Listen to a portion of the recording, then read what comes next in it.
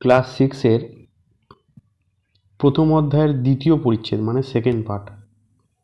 এখানে আছে কম্পিউটার আবিষ্কারের ইতিহাস। নানান গণকযন্ত্রের মধ্যে দিয়ে বিবর্তিত হতে হতে কম্পিউটার আজকের রূপে এসেছে। আর এই অধ্যায়ে আমরা কম্পিউটার বিবর্তনের সেই ইতিহাসটা খুব সংক্ষেপে আলোচনা করব। তো বিবর্তনের ইতিহাসের ধারায় থাকা যন্ত্রগুলোর বিবরণটা এখানে দেওয়া হয়েছে। তো প্রথমে এখানে বলেছে যে অ্যাবাকাস, প্রথম কিন্তু অ্যাবাকাস। এই যন্ত্রটি হলো পৃথিবীর প্রাচীনতম গণকযন্ত্র। আজ থেকে প্রায় 5000 বছর আগে চীন দেশে এটা আবিষ্কার হয়। আর এর আবিষ্কারকের নাম কিন্তু এখনো অবধি জানা যায়নি। অ্যাবাকাস কথাটা এসছে অ্যাবাকোস থেকে। জানা যায় জাপান এবং রাশিয়াতেও এই ধরনের যন্ত্রের ব্যবহার ছিল।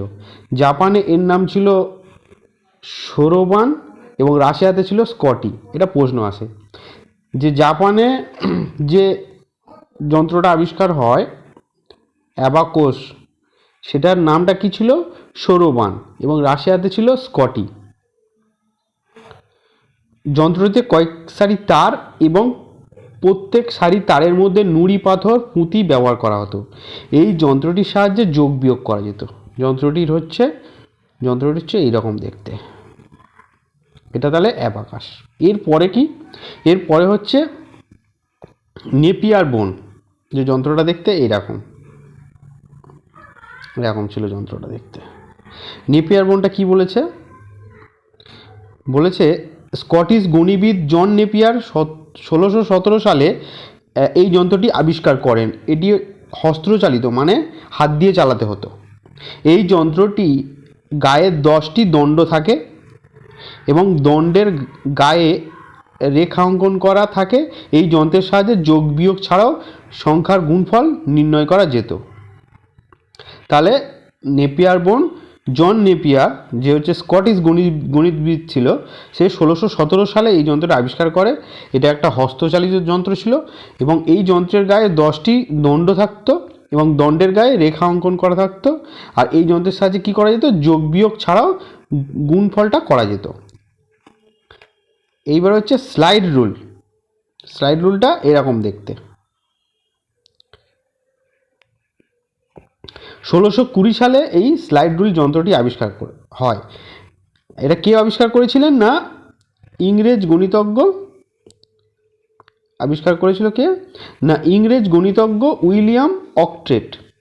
তিনি নেপিয়ার বোন যন্ত্রটির উপর ভিত্তি করে একটি স্লাইডিং স্কেল তৈরি করেন। স্কেলটির দুটি অংশ ছিল, একটা সরু, অপরটি মোটা। এই যন্ত্রটি স্লাইড রুল বলা হতো। দুটি স্কেলের গায়ে খোদাই করা সংখ্যার সাহায্যে দ্রুত যোগ বিয়োগ, গুণভাগ ও বর্গমূল নির্ণয় করা হতো। তাহলে এই যে যন্ত্রগুলো দেখছো তোমরা সবাই, তো এই যন্ত্রগুলোর সাহায্যে কিন্তু সব যোগ বিয়োগ, গুণভাগ এইগুলোর কাজ করা হতো, বর্গমূল নির্ণয় করা হতো, মানে গাণিতিক যে ব্যাপারটা সেটা কিন্তু দেখা হতো। এরপরে আসছে পাসকালিন। পাসকালিনটা দেখতে কিন্তু এরকম ছিল। পাসকালিন যন্ত্র 1642 সালে ফরাসি গণিতজ্ঞ ব্লেস পাস্কাল একটা গণকযন্ত্র আবিষ্কার করেন। এই গণকযন্ত্রটি পাসকালিন যন্ত্র নামে পরিচিত। এর সাহায্যে কি বড় বড় যোগ, বিয়োগ, গুণ, ভাগ খুব সহজে করা যেত। আর এই যন্ত্রটি প্রথম ক্যালকুলেটর হিসাবে বিবেচিত হয়। তাহলে প্রথম ক্যালকুলেটর যন্ত্রের নাম কি? পাসকালিন যন্ত্র, যেটা 1642 সালে ফরাসি গণিতজ্ঞ ব্লেস পাস্কাল এটা পাসকালিন যন্ত্রটা আবিষ্কার করেন। এরপর হচ্ছে স্টেপড রেকনার যন্ত্রটা। যন্ত্রটা ছিল এইটা। 1642 সালের পরে 1672 সালে এটা জার্মান বিজ্ঞানী গটফ্রে লেবনিজ পাসকালিন যন্ত্রটির ব্যাপক উন্নতি সাধন করে একটি যন্ত্র আবিষ্কার করেন। যন্ত্রটি স্টেপড রেকনার নামে পরিচিত। এর সাহায্যে যোগ বিয়োগ, গুণভাগ ও বর্গমূল করা যেত। তাহলে এইগুলো খাতায় নোট করে নেবে। এরপরে আসছে পাঞ্চ কার্ড। 1725 খ্রিস্টাব্দে বিজ্ঞানী বেসিল বাউসন ও জিন ব্যাপটিস্ট ফ্যালকন পাঞ্চ কার্ড নামে এই ছিদ্রযুক্ত যন্ত্র উদ্ভাবন করেন। এর সাহায্যে মূলত ইনপুট আউটপুট প্রক্রিয়া করতে পারত। যেমন প্রথম জেনারেশনে আমরা পড়বো, তখন প্রথম জেনারেশনে কিন্তু এটা পাঞ্চ কার্ড ব্যবহার করা হতো, প্রথম জেনারেশনের আগে। আচ্ছা, যার সাহায্যে মূলত ইনপুট আউটপুট প্রক্রিয়া হতে পারত। এই যন্ত্রটি প্রথম প্রজন্মের কম্পিউটার ইনপুট আউটপুট ইউনিট হিসাবে ব্যবহৃত হতো, যেটা আমি আগেই বললাম। এরপরে আসছে হোলেরিথ, ট্যাবুলেটর ও সটার। 1890 সালে জার্মান বিজ্ঞানী, 1890 সালে, যেটা হোলোরিথ ট্যাবুলেটর স্টার্টারটা কেমন দেখতে, স্টার্টারটা কিন্তু এই যে এরকম দেখতে, এরকম দেখতে। 1890 সালে জার্মান বিজ্ঞানী হারম্যান হোলেরিথ চার্লস ব্যাবেজের অ্যানালিটিক্যাল ইঞ্জিন প্রযুক্তির ভিত্তিতে ট্যাবুলেটর এবং সটার যন্ত্রটি উদ্ভাবন করেন। এই যন্ত্রে পাঞ্চ কার্ড ব্যবহার করে সমস্ত তথ্য পড়া হতো। এই যন্ত্রে সটার যুক্ত থাকায় পাঞ্চ কার্ড সাজিয়ে রাখা হতো। এবার কম্পিউটারের বিবর্তনের ইতিহাস। বিবর্তন মানে আস্তে আস্তে পাল্টে যেটা হয় সেটাকে বিবর্তন বলে। জ্যাকার্ডের তাঁত। 1804 খ্রিস্টাব্দে ফরাসি টেক্সটাইল আর engineer Joseph Jacquard punch card ব্যবহার করে একটি স্বয়ংক্রিয় তাঁত যন্ত্র ব্যবহার করেন। এই যন্ত্রটি জ্যাকার্ডের তাঁত নামে পরিচিত। এইগুলো কিন্তু তোমার পড়ে রাখতে হবে যে কত খ্রিস্টাব্দে কে কী আবিষ্কার করেছিল। তাহলে 1804 খ্রিস্টাব্দে ফরাসি textile engineer Joseph Jacquard punch card ব্যবহার করে একটা স্বয়ংক্রিয় তাঁত যন্ত্র আবিষ্কার করেছিল, যেটা দেখতে এইরকম। তারপর ডিফারেন্স ইঞ্জিন। এর মাধ্যমে জ্যাকার্ডের তাঁত কী হতো, তাঁত শিল্পের নানান জটিল নকশা তৈরি করা হতো। এরপরে ডিফারেন্স ইঞ্জিন। 1822 খ্রিস্টাব্দে কেমব্রিজ বিশ্ববিদ্যালয়ের গণিতের অধ্যাপক চার্লস ব্যাবেজ ডিফারেন্স ইঞ্জিন নামে একটি গণকযন্ত্র আবিষ্কার করেন। এই প্রশ্নটা পড়ে যে কে প্রথম ডিফারেন্স ইঞ্জিন আবিষ্কার করেন। 1822 খ্রিস্টাব্দে কেমব্রিজ বিশ্ববিদ্যালয়ের গণিতের অধ্যাপক চার্লস ব্যাবেজ ডিফারেন্স ইঞ্জিন নামে একটি গণকযন্ত্র আবিষ্কার করেন। এই গণকযন্ত্রে মেমোরি বা স্মৃতির ব্যবহার ছিল, ফলে এই যন্ত্রটি তথ্য ধরে রাখা ছাড়াও অনেকগুলি কাজ একসঙ্গে করতে পারত। এটা দেখতে কিন্তু এই যে এরকম। তারপর হচ্ছে অ্যানালিটিক্যাল ইঞ্জিন। তাহলে 1822 সালের ঠিক 11 বছর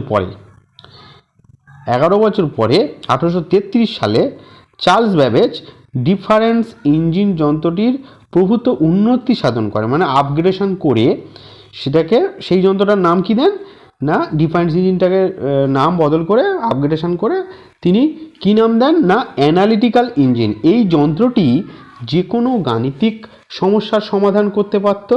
এই যন্ত্রের স্টোর, মিল, অপারেটর ও ডিভাইস নামে 4টি অংশ ছিল। হ্যাঁ, এগুলো প্রশ্ন পড়ে যে অ্যানালিটিক্যাল ইঞ্জিনের যে 4টে পার্ট ছিল, হ্যাঁ, সেই 4টে পার্টের নাম কি। একটা হচ্ছে স্টোর, একটা হচ্ছে মিল, এখানে কিন্তু তোমার দেওয়া রয়েছে, দেখো এখানে কিন্তু তোমার দেওয়া রয়েছে স্টোর, মিল, অপারেটর ও ডিভাইস নামে 4টি কিন্তু এটা অংশ ছিল। এই যন্ত্রের সাহায্যে যোগ, বিয়োগ, গুণ, ভাগ, শতকরা, বর্গমূল ইত্যাদি দ্রুত নির্ণয় করা যেত। আর এইটাকে আধুনিক কম্পিউটারও বলা হতো। আধুনিক কম্পিউটারের জনক কাকে বলা হয়, তোমরা কিন্তু এই প্রশ্ন, যে আধুনিক কম্পিউটারের জনক কাকে বলা হয়, তাই লিখবে চার্লস ব্যাবেজ। এরপরে আলো মার্ক ওয়ান। 1944 সালে মার্ক ওয়ান নামে একটা স্বয়ংক্রিয় গণকযন্ত্র তৈরি করেন। কে তৈরি করেন না হার্ভার্ড বিশ্ববিদ্যালয়ের অধ্যাপক হাওয়ার্ড আইকেন। হার্ভার্ড বিশ্ববিদ্যালয়ের অধ্যাপক হাওয়ার্ড আইকেন 1944 সালে মার্ক ওয়ান নামে একটা স্বয়ংক্রিয় গণকযন্ত্র তৈরি করেন। এই যন্ত্রটির আকার অনেক বড় ছিল। এই যন্ত্রের তথ্য সঞ্চয়ের জন্য পাঞ্চ কার্ড ব্যবহার করা হতো। এই যন্ত্রের সাহায্যে দ্রুত গাণিতিক সমস্যার সমাধান করা যেত। তাহলে এটা ছিল মার্ক ওয়ানটা, এরকম দেখতে ছিল।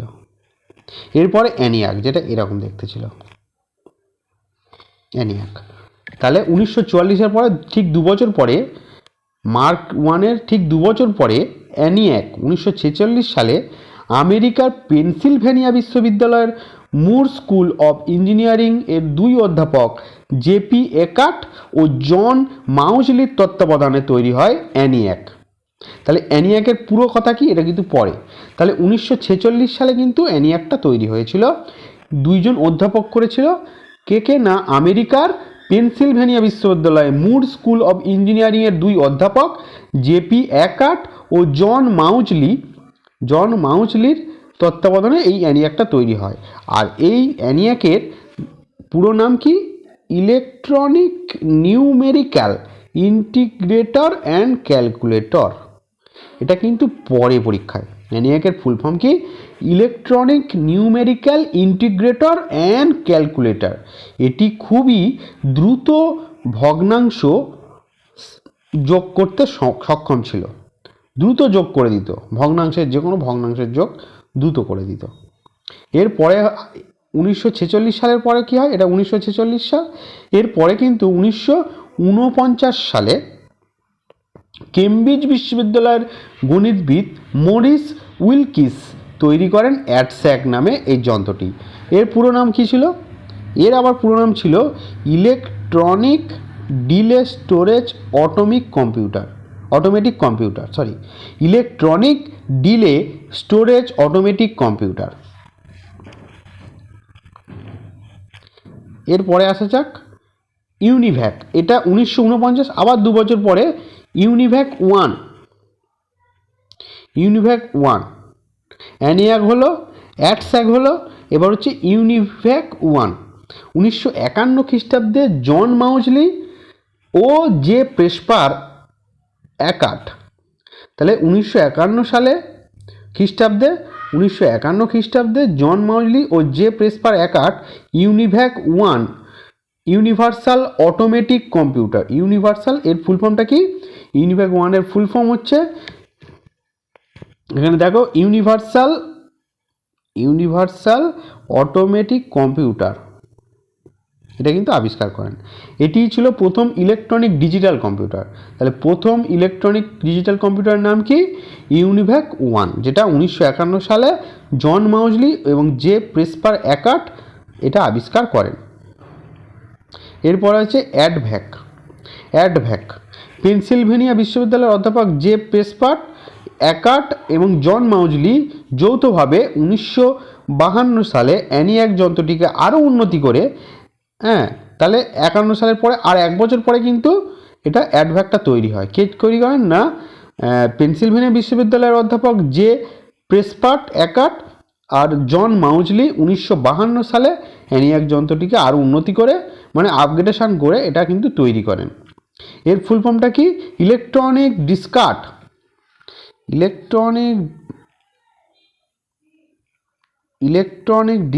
Discrete variable automatic computer.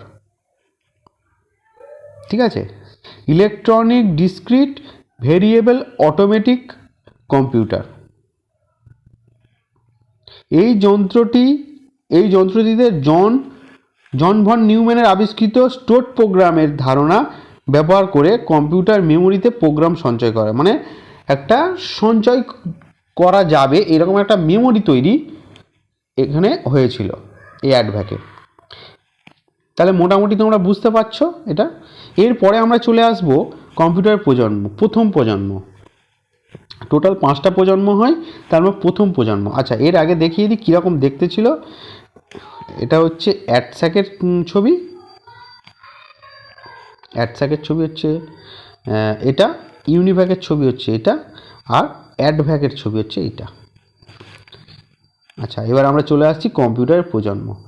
প্রথম প্রজন্ম হচ্ছে 1946 সাল থেকে 1955 সাল সময়কাল।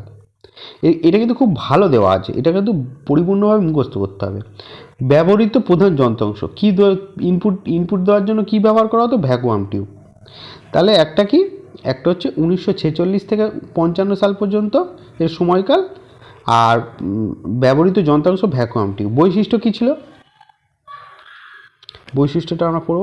এই প্রজন্মের কম্পিউটারগুলি গঠন ছিল খুবই সরল, প্রচুর সংখ্যায় ভ্যাকুয়াম টিউবের ব্যবহার হয় এবং এর আকার কিন্তু বিশাল। এই প্রজন্মের কম্পিউটারগুলো ছিল অত্যন্ত ধীর গতি সম্পন্ন। এই কম্পিউটার চালাতে প্রচুর পরিমাণে বিদ্যুতের শক্তির প্রয়োজন হতো। কম্পিউটারগুলি প্রচুর তাপ উৎপন্ন করত এবং এগুলিকে শীততাপ নিয়ন্ত্রিত ঘরে রাখার ব্যবস্থা করতে হতো। আর কি কি ভাষা বা ল্যাঙ্গুয়েজ ব্যবহার করা হতো? এখানে এই প্রজন্মের কম্পিউটারগুলো মূলত লো লেভেল ল্যাঙ্গুয়েজ এবং অ্যাসেম্বলি ল্যাঙ্গুয়েজ ব্যবহার করা হতো। উদাহরণ কি? মার্ক ওয়ান, অ্যানিয়াক, অ্যাডভ্যাক, অ্যাডস্যাক, ইউনিভ্যাক ওয়ান, যেটা আমরা এতক্ষণ ধরে পড়লাম। এইগুলোই কিন্তু প্রথম প্রজন্মের কম্পিউটার। তোমরা কিন্তু এইগুলো খাতায় লিখে ভালো করে মুখস্থ করবে। আমি আরেকবার রিপিট করে দিচ্ছি, 1946 থেকে 1955 সাল প্রথম প্রজন্মের কম্পিউটার। ইনপুট ডিভাইস হিসাবে ভ্যাকুয়াম টিউবের ব্যবহার হয়। আর বৈশিষ্ট্য কি? কম্পিউটারগুলোর গঠন ছিল খুবই সরল। প্রচুর সংখ্যায় ভ্যাকুয়াম টিউব ব্যবহারের ফলে এর আকার হতো বিশাল। এই যে ভ্যাকুয়াম টিউব, এগুলো হচ্ছে প্রথম প্রজন্মের, এটা হচ্ছে ভ্যাকুয়াম টিউব। এই যে দেখো, এই যে ছবিটা দেওয়া আছে। আর কম্পিউটারগুলো ছিল অত্যন্ত ধীর গতি সম্পন্ন, প্রচুর পরিমাণে বিদ্যুতের শক্তির অপচয় হতো এবং কম্পিউটারগুলি প্রচুর তাপ উৎপন্ন করত এবং খারাপও হয়ে যেত, যার ফলে কী হতো না, শীততাপ নিয়ন্ত্রিত ঘরে এই কম্পিউটারগুলোকে রাখতে হতো। আর ল্যাঙ্গুয়েজ হিসাবে লো লেভেল ল্যাঙ্গুয়েজ এবং অ্যাসেম্বলি ল্যাঙ্গুয়েজ ব্যবহার করা হতো। আর উদাহরণ হচ্ছে মার্ক ওয়ান, এনিয়াক, অ্যাডভ্যাক, অ্যাডস্যাক এবং ইউনিভ্যাক ওয়ান। তাহলে 1946 থেকে 55, মানে 4 বছর এবং 5 বছর, 9 বছর। তারপরে দেখো এখানে 56 থেকে 64, মানে 8 বছর। তাহলে এখানে ছিল 1946 থেকে 1955 প্রথম প্রজন্ম, আর দ্বিতীয় প্রজন্ম হলো 1956 থেকে 1964। ব্যবহৃত মূল যন্ত্রাংশ জন বার্ডিন, ওয়াল্টার ব্যাটিন ও উইলিয়াম স্যাগলে নামক 3 বিজ্ঞানী 1947 সালে ট্রানজিস্টার। তাহলে প্রথম ছিল ভ্যাকুয়াম টিউব, তারপরে কি হলো? ট্রানজিস্টার দ্বিতীয় প্রজন্ম ইনপুট ডিভাইস। এই যে ট্রানজিস্টার, এখানে দেখো ছবি দেওয়া আছে, তোমরা হয়তো অনেকে দেখে থাকবে ট্রানজিস্টার। বৈশিষ্ট্য কি? ট্রানজিস্টারের ব্যবহারের ফলে কম্পিউটারের আকারে পূর্বর তুলনায় ছোট হয়, কম্পিউটারের কাজের গতি তুলনামূলকভাবে বৃদ্ধি পায়, বিদ্যুৎ খরচও অনেক কম হয়। আর ভাষা, ব্যবহৃত ভাষা কি কি ভাষা ব্যবহার করা হতো এই প্রজন্মে? বেসিক, কোবল, ফটন, এইগুলো হাই লেভেল ল্যাঙ্গুয়েজ। প্রথম কি? লো লেভেল এবং অ্যাসেম্বলি ল্যাঙ্গুয়েজ ব্যবহার করা হতো। আর দ্বিতীয়তে বেসিক, কোবল, ফটন। আর উদাহরণ হচ্ছে পিডিপি ওয়ান, IBM 1401, IBM 1620 আর IBM 1700। তাহলে দ্বিতীয় প্রজন্ম থেকে কিন্তু IBM এর ব্যবহার হয়, IBM কোম্পানি কিন্তু কম্পিউটার ব্যবহার হয়। এরপরে তৃতীয় প্রজন্ম, তার দ্বিতীয় প্রজন্ম কত ছিল আমরা দেখে নেব। 1956 থেকে 64, আর এখানে হচ্ছে 65 থেকে আবার 74, মানে আমার 9 বছর, ফের 9 বছর। এর ব্যবহৃত মূল যন্ত্রাংশ 1961 সালে রবার্ট নাইসি আবিষ্কৃত ইন্টিগ্রেটেড সার্কিট। প্রথম জেনারেশনে ছিল ভ্যাকুয়াম টিউব, দ্বিতীয় প্রজন্মে ছিল ট্রানজিস্টার, আর তৃতীয়তে ছিল ইন্টিগ্রেটেড সার্কিট। এই দেখো এরকম দেখতে। এটা আকারে অনেক ছোট, বিদ্যুৎ খরচ কম, কম্পিউটারের কাজের গতি তুলনামূলকভাবে বৃদ্ধি পায়, কম্পিউটারের গঠন জটিল হয়ে ওঠে, ইনপুট ডিভাইস হিসেবে মাউস ও কিবোর্ডের ব্যবহার প্রচলন শুরু হয়। তাহলে তৃতীয় প্রজন্ম থেকেই মাউস এবং কিবোর্ডের ব্যবহার শুরু হয়। সব ক্ষেত্রে না হলেও কিছু বিশেষ ক্ষেত্রে শীততাপ নিয়ন্ত্রণের প্রয়োজনীয়তা থাকে। আর ব্যবহৃত ল্যাঙ্গুয়েজে পাস্কাল, কোবাল, ফটান। আর উদাহরণ হচ্ছে CDC 1700, IBM 360, IBM 370, PDP-2, ICL 2900। তাহলে এইগুলো কিন্তু মুখস্থ করার প্রয়োজন আছে। এবার হচ্ছে চতুর্থ প্রজন্মের কম্পিউটার। তাহলে আমরা 1974 অবধি পেয়েছি তৃতীয়, এবার 1975 থেকে বর্তমান সময় পর্যন্ত এটা চতুর্থ প্রজন্মের কম্পিউটার। এইখানে কি হয় না, ইন্টিগ্রেটেড সার্কিট থার্ড জেনারেশনে ছিল বা তৃতীয় প্রজন্মে ছিল। এই চতুর্থ প্রজন্মে ইন্টিগ্রেটেড সার্কিট এর উন্নতি সাধন করে তৈরি লার্জ স্কেল ইন্টিগ্রেটেড সার্কিট ব্যবহার হয়। এটা দেখো, এই যে এইখানে দেখো,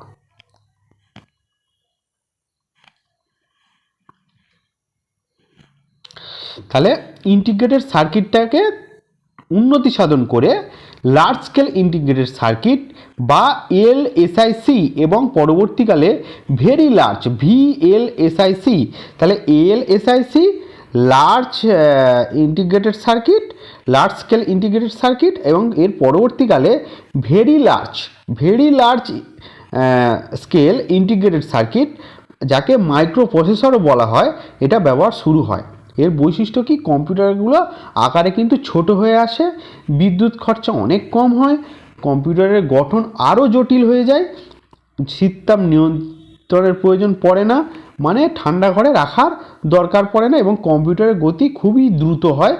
এইখানে ব্যবহৃত যে ভাষাগুলো সেটা হচ্ছে জাভা, সি++, 4GL, এসকিউএল মানে হচ্ছে স্ট্রাকচার কোয়ারি ল্যাঙ্গুয়েজ, যেটা ডেটাবেস তৈরি করতে আমাদেরকে সহযোগিতা করে সেই ভাষা। উদাহরণ হচ্ছে IBM 4341, PRP-2, Apple-2, এইগুলো ছিল 4th জেনারেশন কম্পিউটারের উদাহরণ। এরপরে আমরা চলে আসবো পঞ্চম প্রজন্মের কম্পিউটার। এখনও বাজারজাত হয়নি, গবেষণাধীন আছে। বর্তমানে কম্পিউটারগুলি কোনো নিজস্ব বুদ্ধি ও সিদ্ধান্ত গ্রহণের ক্ষমতা নেই। এগুলো মূলত ব্যবহারকারীর দেওয়া ডেটা ও নির্দেশের উপর ভিত্তি করে ডেটা ইনফরমেশন প্রসেসিং সিস্টেম বা DIPS পদ্ধতিতে কাজ করে।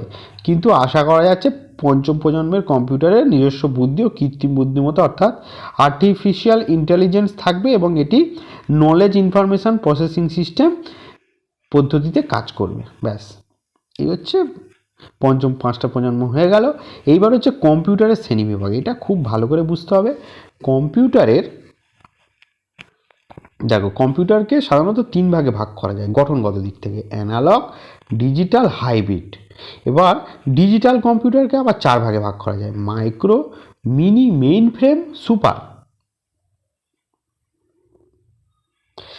আর মাইক্রো কম্পিউটার যেটা আমরা ব্যবহার করি, যেটা ব্যবহার করি সেটা হচ্ছে মাইক্রো কম্পিউটার। ডেস্কটপ, যেমন ঘরে ঘরে, যেটাকে পিসিও বলে, personal computer. Laptop, palmtop, notebook, এইগুলো আমরা ব্যবহার করি। তাহলে কম্পিউটারকে 3 ভাগে ভাগ করা হয়: analog computer, digital computer, hybrid.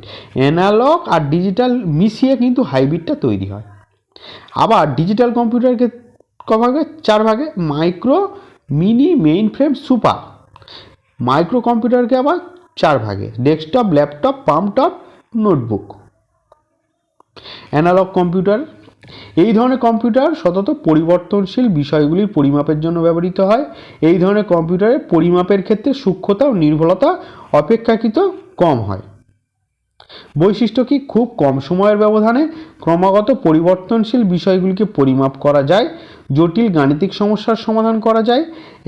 Analog signal দ্বারা পরিচালিত হয় এবং পরিমাপের ক্ষেত্রে সূক্ষ্মতা, নির্ভুলতা পরিমাণ কম, অর্থাৎ এই কম্পিউটারের ক্ষেত্রে প্রাপ্ত ফলাফল কখনোই সম্পূর্ণ সঠিক হয় না অ্যানালগ কম্পিউটারের ক্ষেত্রে। এর ব্যবহার কি, এর ব্যবহার হচ্ছে উষ্ণতা, বায়ুচাপ, বায়ুপ্রবাহ, কোনো পাইপ লাইনের ভেতর তরল বা গ্যাসীয় পদার্থের চাপের তারতম্য, বৈদ্যুতিক তারে ভোল্টেজের ওঠানামা ইত্যাদি পরিমাপের জন্য এই ধরনের কম্পিউটার ব্যবহার হয়। আর একটা কোন ক্ষেত্রে ব্যবহার হয়, চিকিৎসা ক্ষেত্রে, ইসিজি যন্ত্রে বা রাসায়নিক গবেষণাগার অ্যানালগ কম্পিউটার ব্যবহার লক্ষ্য করা যায়। উদাহরণ হচ্ছে উইলিয়াম অক্টেটের আবিষ্কৃত স্লাইড রুল, গডফ্রে লিবনিজের আবিষ্কৃত স্টেপড রেগনার এই ধরনের কম্পিউটারের উদাহরণ হয়ে গেল। এইবার হচ্ছে আসল ডিজিটাল কম্পিউটার। ডিজিটাল কম্পিউটার কি বোঝে না, বাইনারি ডিজিট বোঝে বা বিট বোঝে, বিট যেটা বাইনারি ডিজিট। তাহলে কি বোঝে ওটা,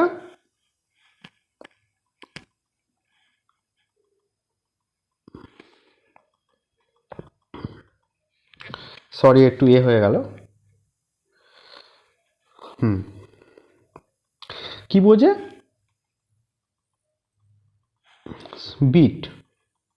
বিট কথার অর্থ হচ্ছে বাইনারি ডিজিট।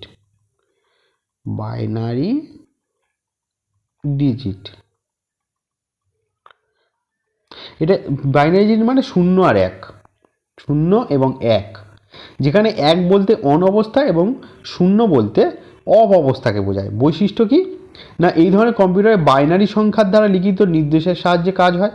এই ধরনের কম্পিউটারের বোধগম্য ভাষা মেশিন ল্যাঙ্গুয়েজ, হ্যাঁ, এই ধরনের কম্পিউটারের সাহায্যে গাণিতিক ও যুক্তি নির্ভর কাজ করা যায়। ব্যক্তিগত, ব্যবসায়িক এবং বিজ্ঞান ভিত্তিক বিভিন্ন কাজে এই কম্পিউটারগুলো ব্যবহার করতে দেখা যায়। এই কম্পিউটারের ক্ষেত্রে প্রাপ্ত ফলাফল অত্যন্ত সূক্ষ্ম এবং নির্ভুল হয়। ব্যবহার কি? ব্যক্তিগত প্রয়োজনে, ব্যবসায়িক কাজে, অফিস আদালতে, বিভিন্ন জায়গায়, মানে সমস্ত জায়গায় কিন্তু এই ডিজিটাল কম্পিউটার ছড়িয়ে রয়েছে। যেমন হচ্ছে desktop, laptop, super computer, mini computer, এইগুলোর উদাহরণ। এবার হচ্ছে হাইব্রিড কম্পিউটার। হাইব্রিড কম্পিউটার হচ্ছে অ্যানালগ, আমি আগেই বলেছি অ্যানালগ এবং ডিজিটাল দুই প্রকার মিশ্রণেই কিন্তু এটা হাইব্রিড কম্পিউটারটা তৈরি হয়েছে। বৈশিষ্ট্য কি? হাইব্রিড কম্পিউটার অ্যানালগ ও ডিজিটাল উভয় প্রকার কম্পিউটারের গুণাবলীর পরিলক্ষিত হয়। এই ধরনের কম্পিউটারে অ্যানালগ পদ্ধতিতে তথ্য গ্রহণ ইনপুট করে ডিজিটাল পদ্ধতিতে ফলাফল, মানে ইনপুট আউটপুট সিস্টেমটা আর রয়েছে। ব্যবহার কি? হাসপাতালে হৃদস্পন্দন, রক্তচাপ প্রভৃতি পরিমাপের ক্ষেত্রে এই ধরনের কম্পিউটার ব্যবহার করা হয়। এছাড়াও কি? আবহাওয়া দপ্তরে আবহাওয়ার পূর্বাভাস দেওয়ার কাজে কোন কম্পিউটার ব্যবহার করে? Hybrid computer. উদাহরণ হচ্ছে রোবট, XPC 100, হ্যাঁ, হাইকম 258 ইত্যাদি। এবার পার্থক্য আছে কিছু, পার্থক্যটা দেখে নাও। এই ধরনের অ্যানালগ কম্পিউটারে পরিমাপ পরিমাণের দ্বারা নির্ধারিত করা হয়, আর ডিজিটাল কম্পিউটারে পরিমাপ সংখ্যার দ্বারা নির্ধারিত করা হয়। তাহলে এটা পরিমাণের দ্বারা আর এটা হচ্ছে সংখ্যার দ্বারা। আর অ্যানালগ কম্পিউটার ধারাবাহিক তথ্যের ভিত্তিতে কাজ করে, আর ডিজিটাল কম্পিউটার ধারাবাহিকতাহীন তথ্যের, মানে ধারাবাহিকভাবে পরপর, আর ধারাবাহিক মানে অনর্গল কাজ করে যেতে পারে। এই কম্পিউটার প্রাপ্ত ফলাফলের সূক্ষ্মতা অপেক্ষাকৃত কম, আর এই কম্পিউটার মানে ডিজিটাল কম্পিউটারের প্রাপ্ত ফলাফলের সূক্ষ্মতা অপেক্ষাকৃত বেশি। মানে যেটা ফলাফল আমরা পেয়ে থাকি তার সূক্ষ্মতাটা কিন্তু অনেক কম থাকে, আর ডিজিটাল কম্পিউটারের অপেক্ষাকৃত অনেক বেশি থাকে। এই ধরনের কম্পিউটার মানে অ্যানালগ কম্পিউটারের সঞ্চয় ক্ষমতা অনেক অপেক্ষাকৃত বেশি, আর ডিজিটাল কম্পিউটারের সঞ্চয় ক্ষমতা অপেক্ষাকৃত কম। এই ধরনের কম্পিউটার অ্যানালগ কম্পিউটারের দাম অনেক কম এবং ডিজিটাল কম্পিউটারের দাম কিন্তু অনেক বেশি। অ্যানালগ কম্পিউটারে যে কোনো একটি কাজ ব্যবহৃত হয়, আর ডিজিটাল কম্পিউটারে একাধিক কাজ। তার মানে অ্যানালগ কম্পিউটারে একটা কাজ করা যায় এবং ডিজিটাল কম্পিউটারে একাধিক, মানে একের অধিক কাজ করা যায়। ডিজিটাল কম্পিউটারকে আমরা বলেছি আগেই যে 4 প্রকার: super, main frame, mini, micro. একটু করে বলে দিই। সুপার কম্পিউটার, সবচেয়ে শক্তিশালী কম্পিউটার হচ্ছে সুপার কম্পিউটার। এর কিন্তু গতি অনেক বেশি এবং সঞ্চয় ক্ষমতাও বিপুল, মানে অনেক সঞ্চয় ক্ষমতা হচ্ছে অনেক। এখানে কোথায় কোথায় ব্যবহার হয়? বৈজ্ঞানিক গবেষণাগারে, মহাকাশে এবং চিকিৎসা ক্ষেত্রে লাগে, রাসায়নিক বা ঔষধ আবিষ্কারের ক্ষেত্রে এই সুপার কম্পিউটার ব্যবহার করা হয়। এর উদাহরণ হলো Cray-3 CDC 7600 পরম। এই পরমটা কি? ভারতের তৈরি প্রথম সুপার কম্পিউটার, যেটা 1991 সালের 1 জুলাই প্রথম লঞ্চ করা হয়। এটা দেখতে কেমন? দেখতে হচ্ছে এইরকম। এরপর হচ্ছে মেইন ফ্রেম কম্পিউটার। এগুলো খুবই কিন্তু সুন্দরভাবে বুঝিয়ে দিচ্ছি, তোমরা ভালোভাবে পড়বে বা ভিডিওটা বারবার দেখলেও তোমাদের মুখস্থ হয়ে যাবে। ক্ষমতার দিক থেকে এর স্থান সুপার কম্পিউটার ঠিক পড়ে। তাহলে প্রথমে হচ্ছে সুপার কম্পিউটার, তারপর হচ্ছে মেইন ফ্রেম কম্পিউটার। এটাও কিন্তু উচ্চ গতি এবং উচ্চ সঞ্চয় ক্ষমতা সম্পন্ন এক ধরনের ডিজিটাল কম্পিউটার। এটা কি কাজে লাগে? জনগণনা ও বিভিন্ন পরিসংখ্যান সংক্রান্ত, মানে জনগণনা মানে হচ্ছে কতজন লোক, সেই কাজে কিন্তু ব্যবহার করা হয়। কতজন লোক এখানে আছে, হ্যাঁ, তাদের মানে যে পরিসংখ্যান, সেইটা নির্দেশনার কাজে এই কম্পিউটার ব্যবহার করা হয়। এই ধরনের কম্পিউটার বিপুল পরিমাণ তথ্য প্রক্রিয়াকরণ করতে সক্ষম। উদাহরণ হচ্ছে CDC 6600, VX 8000, IBM 4381, হিতাচি এর উদাহরণ। এরপরে হচ্ছে মিনি কম্পিউটার। সাধারণত মেইন ফ্রেম কম্পিউটার বা সুপার কম্পিউটার থেকে অনেকটাই ছোট বা মাঝারি ধরনের হয়ে থাকে। এই কম্পিউটার আকারে ছোট এবং দামে সস্তা হয়ে থাকে। কম্পিউটার হলো মিনি কম্পিউটার, এটাকে বলে। এটা হচ্ছে মিনি কম্পিউটার। মূলত ব্যবসায়িক কাজ বা কারিগরি বিদ্যায় এর ব্যাপক ব্যবহার লক্ষ্য করা যায়। উদাহরণ হচ্ছে VAX 7500, PDP-8 এই ধরনের কম্পিউটার উদাহরণ। এইবার আমরা যেটা ব্যবহার করি সেটা হচ্ছে মাইক্রো কম্পিউটার। ব্যক্তিগত কাজে, অফিসে, আদালতে, বিদ্যালয়ে, মানে সমস্ত জায়গায় ছড়িয়ে ছিটিয়ে রয়েছে মাইক্রো কম্পিউটার। বর্তমানে Pentium 5 series, core to do, dual core, Intel company i3, i5, i7, i9 এই প্রসেসরযুক্ত কম্পিউটার কিন্তু বাজারে চলে এসেছে এবং সেটা কিন্তু অনেক কম দামে। তাহলে এই ছিল সেকেন্ড পার্টের, 6 সেকেন্ড যে পার্টটা, সেই সেকেন্ড পার্টের যে অংশগুলো। এর পরের ক্লাসটা হবে থার্ড পার্ট। আমরা একবার দেখে নেব যে কটা পার্টের আছে। আমরা কিন্তু এখানে আছে টোটাল 5টা পার্ট আছে। প্রথম যে চ্যাপ্টারটা, পরের দিন আমরা কি পড়াবো, পরের দিন কিন্তু পার্ট 3টা পড়াবো আমরা।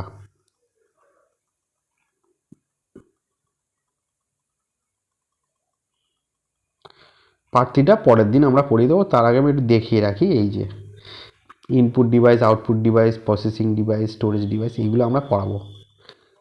ঠিক আছে, ধন্যবাদ।